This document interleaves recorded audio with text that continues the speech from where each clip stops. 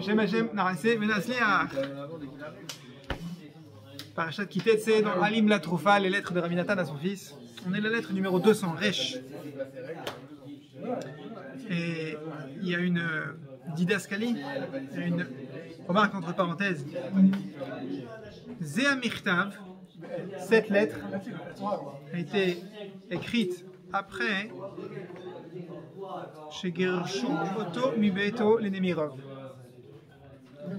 Cette lettre est écrite après que Rabbi Nathan a été expulsé de sa maison vers Nemirov. Rabbi Nathan, il a grandi à Nemirov, pas très loin de Breslev. Ensuite, il a déménagé à Breslev pour gérer la communauté là-bas. À Breslev, il n'y avait pas que des Breslevers, c'est-à-dire des élèves de Rabbi Nachman, et il y avait aussi une forte communauté, si on peut dire communauté, en tout cas des individus qui cherchaient des noix à Rabbi Nathan, au point que ces individus ont réussi à expulser Rabbi Nathan de sa maison, à coups de menaces. On a vu beaucoup de choses et ils ont engagé les autorités contre lui. Donc un jour, il a tout simplement été obligé de s'exiler de sa propre ville où se trouvaient ses élèves, retour vers sa ville natale, à Nemirov, où il avait un peu plus de reconnaissance. Beaucoup plus de reconnaissance. Alors on va attaquer dans le cœur de la lettre où on voulait arriver. Rabbi Nathan il dit à son fils, c'est encore une fois issu de lettre à Rabbi Yitzhak,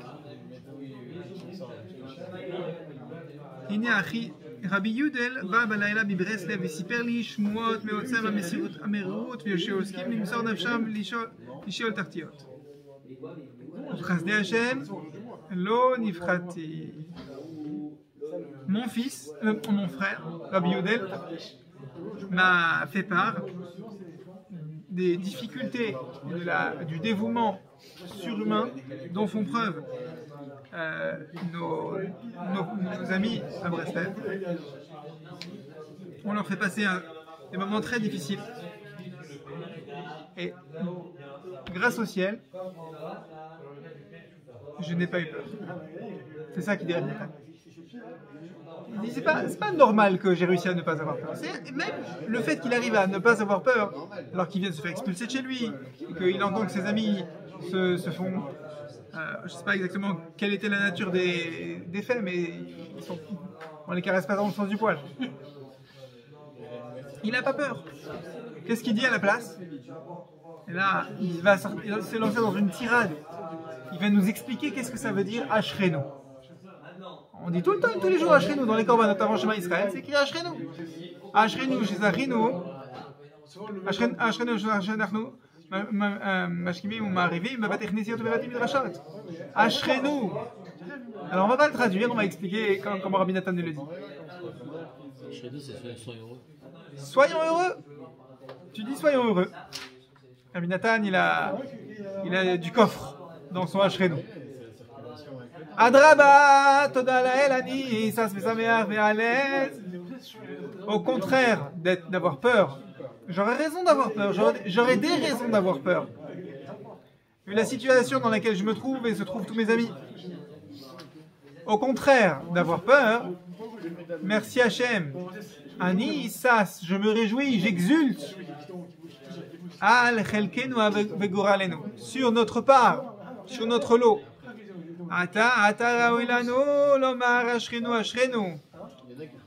Maintenant que je me suis fait expulser de ma maison, j'ai dû retourner dans ma ville natale. Maintenant que les chassidim de Breslev se font voir négativement dans leur propre ville,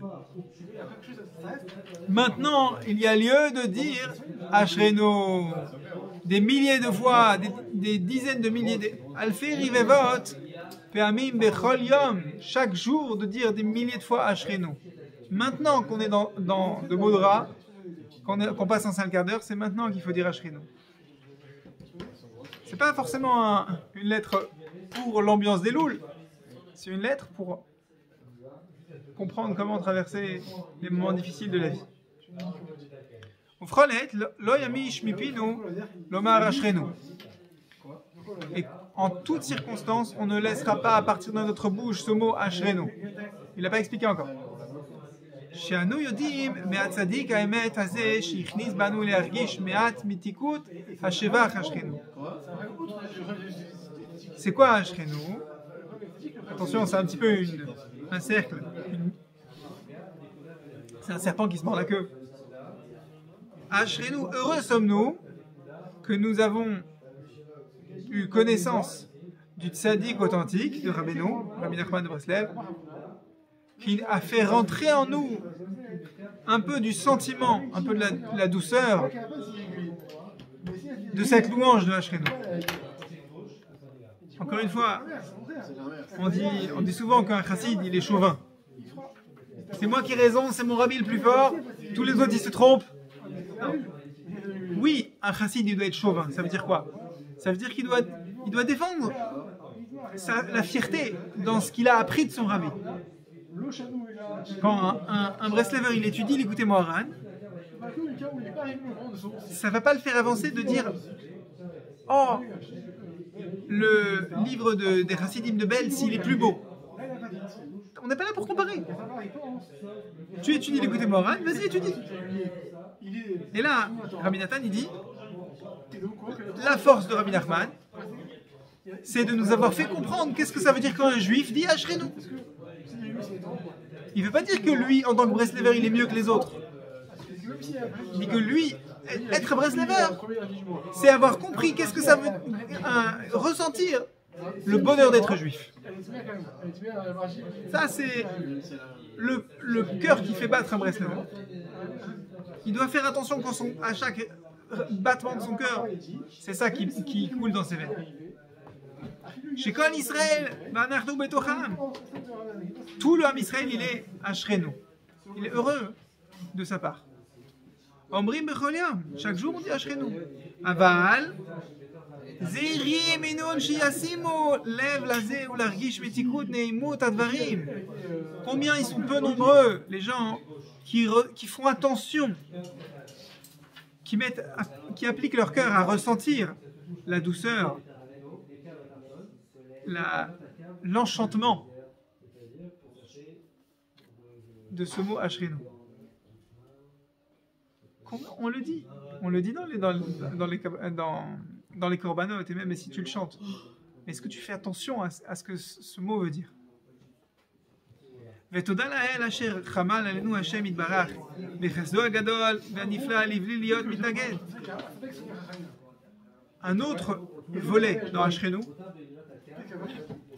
c'est heureux sommes-nous qu'on n'est pas des mitnagdim. C'est quoi des mitnagdim? Ça ne veut pas dire qu'on est attaché au Gaon de Vilna.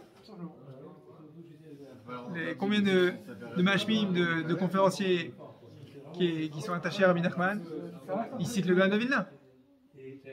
Le mitnaged par excellence.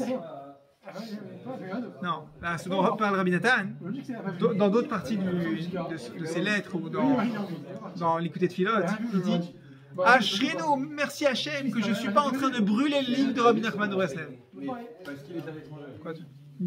Tu aurais pu, toi, Rabbi Nathan, brûler le livre de ton maître? Pas imaginable. Si. D'abord, Rabbi Nathan, il a été fortement opposé à la chassidoute.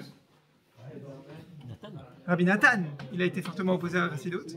Son beau-père, il avait fixé tous les jours 1 heure de shiur anti-chassidoute. Le beau-père de Rabbi Nathan. Le beau-père de Rabbi Nathan, il n'était pas Breslev. Pas du tout. Oui, mais le beau-père de Rabbi Nathan, il n'est pas Breslev. Rabbi Nathan, avec l'influence, le bain dans lequel il a grandi, c'était pas du tout évident qu'il devienne l'élève attitré de Rabbeinu. Et donc, vu les circonstances dans lesquelles il a grandi, Rabbi Nathan, il dit, moi j'ai un grand Yetzirah de brûler le livre de Breslev. Maintenant, il l'a dépassé ce Yetzirah. Mais quand bien même il l'a dépassé, quand bien même il est lui la locomotive de Breslev, parce qu'une fois que Rabbeinu est enterré, tout repose sur les épaules de Rabbi Nathan. Et ça a vraiment beaucoup reposé. il a quand même continué à ressentir que c'était un cadeau d'Hachem qu'il n'aille pas brûler les livres de Breslev. C'est pas un acquis. Il n'y a pas d'acquis. Quelqu'un qui croit qu'il y a des choses qui lui sont acquises, qui lui sont dues, ça, c'est bon ça. Ça va. Mettre une kippa sur ma tête, ça va. Je crois que j'ai pas besoin de faire attention. Je vais pas oublier. Je vais pas avoir envie de déchirer ma kippa et de brûler un livre de Torah. Bah, tu crois que c'est acquis ça? Déjà tu sais plus dire Ashrin. Waouh! Mais attends, ta vie elle commence quoi? Tu vas jamais t'arrêter de dire Ashrenou, de remercier Hachem. Tu vas pas faire un pas en avant. Oui, c'est ça Ashrenou.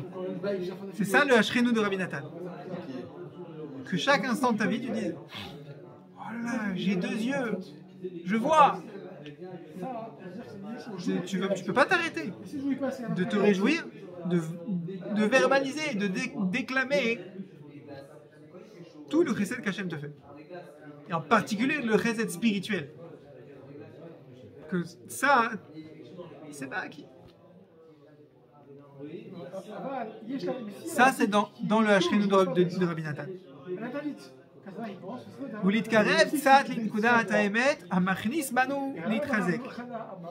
On s'est rapproché grâce à ces enseignements de Rabbi Nathan.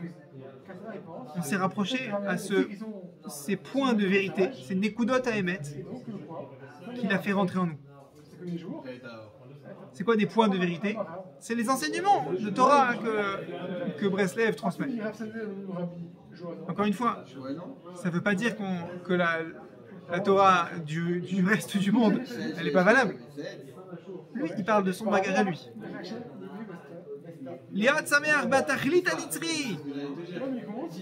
Est-ce que tu es content d'avoir une parole là-bas? Est-ce que tu es content d'avoir une neshama? Est-ce que tu arrives à être content de ça?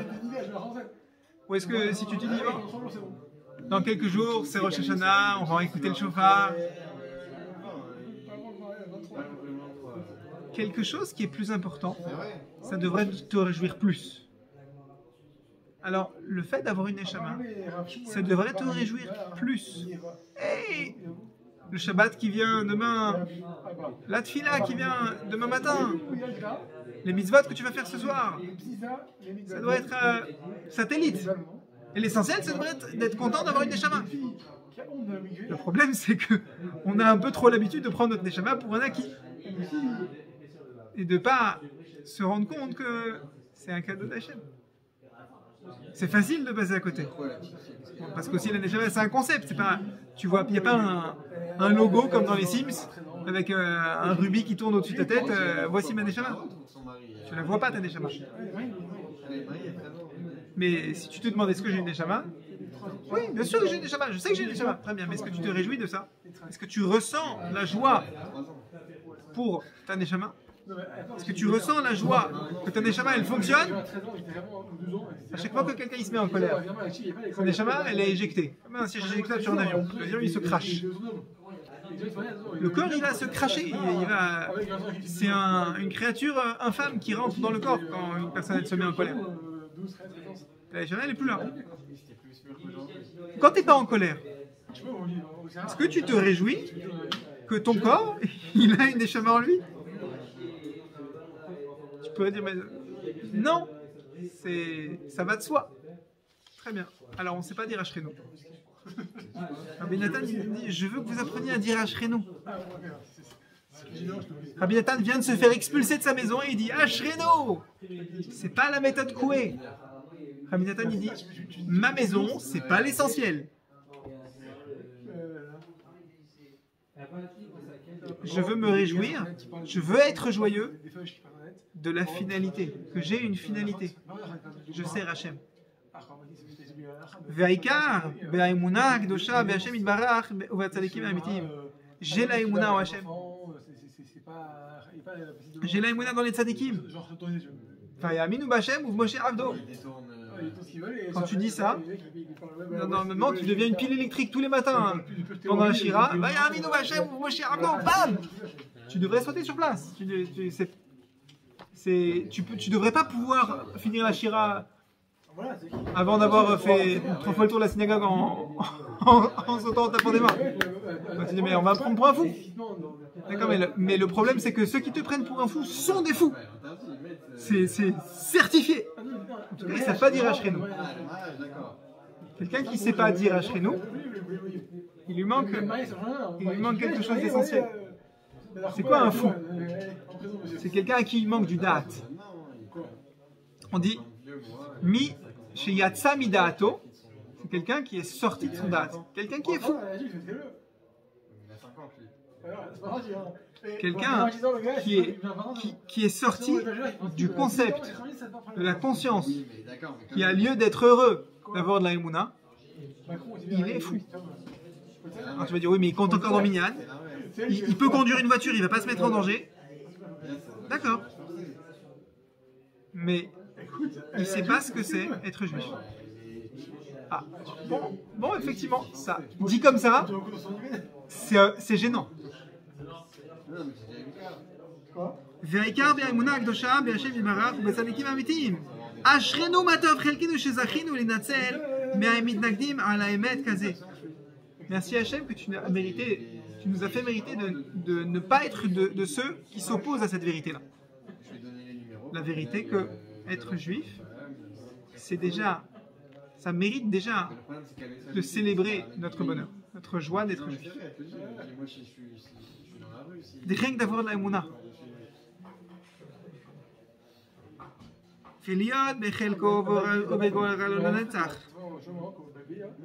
D'être dans la part d'Hachem.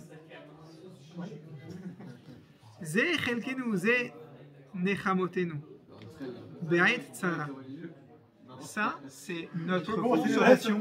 À chaque fois qu'on a une galère, ça, c'est notre consolation.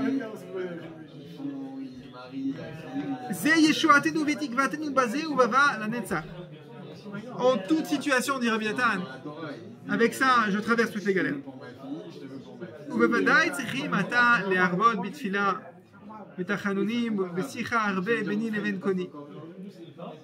Et c'est sûr, je ne veux pas me voiler la face. Je me suis fait expulser de ma maison. C'est des galères.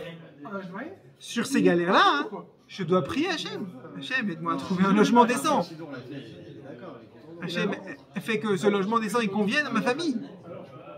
Aide-nous à retrouver notre dignité. Il faut demander aussi sur ce qui est basique. Pas juste taper des mains en s'extasiant sans s'occuper de Olamazé. Mais quand je m'occupe de Olamazé, quand je m'occupe de régler mes galères, ça ne retire en rien du fait que je suis plein. Je dois être plein de Ashrenou. Je suis heureux. Et si je ne le suis pas, que je sache, je suis mamash. Yatsati midaati, je suis fou. Il me manque une case. Mais c'est pas une case. Il me manque le plancher.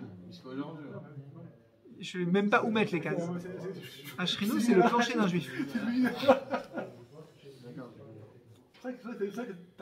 Qui te donne la haine. Yesh lanu al mi'ismach. Merci Hachem, on a sur qui s'appuyer. Ça veut dire quoi on a sur qui s'appuyer? Alors, il y a la fameuse phrase En lanu al mi'ismach ela al avinu shebashamaim. Ça c'est une chose. Mais Rabbeinu, il a dit une phrase qui mérite d'être développée. De quoi est-ce que vous vous inquiétez? Il était agonisant. De quoi est-ce que vous vous inquiétez? Alma atem lidog, me'achar shiani holech lifnechem. Moi, je vais devant vous. Alors, de quoi vous vous inquiétez? Alors, Rabbeinu, il va devant nous avec les enseignements qu'il a laissés. C'est Sfarim, il y a de quoi. Quand tu étudies les enseignements de Breslev, c'est un projecteur devant ta vie. Ta vie, il y a du noir dedans, il y a de l'obscurité. Avec les enseignements de Torah, tu mets un projecteur lumineux pour faire faire jour sur ce qui est devant toi. Mais deuxièmement, le qu'on a vu. on sait que les tzadikim ils sont vivants même quand ils sont enterrés. Ça veut dire quoi? Et Rabbeinu qui l'a vu. Rabbeinu il s'occupe de chaque personne qui s'attache à lui, et même du reste du monde, il s'occupe personnellement. Donc il y a Yiratzon qu'on apprenne à s'appuyer sur Rabbeinu. Encore une fois, si quelqu'un dit moi je ne suis pas Breslev, tu crois que Rabbi Nachman il est chauvin? Il s'occupe que des gens qui disent je suis Breslev? Non, il est arrivé, mais Il ne après. s'agit pas de se coller une étiquette. C'est l'amour fou. Il s'agit d'avoir Emouna dans quelqu'un qui dit je m'occupe de toi. ובוודאי לא ייטוש השם אותנו בעבור שמו הגדול וגם עד זקנה ושיבה אלוקים אל יעזבנו עד הגיד זרועך לדור וכולי. Kadosh Baruch Hu ne nous laisse pas tomber. Pas un seul instant. La question c'est est-ce que nous on y croit?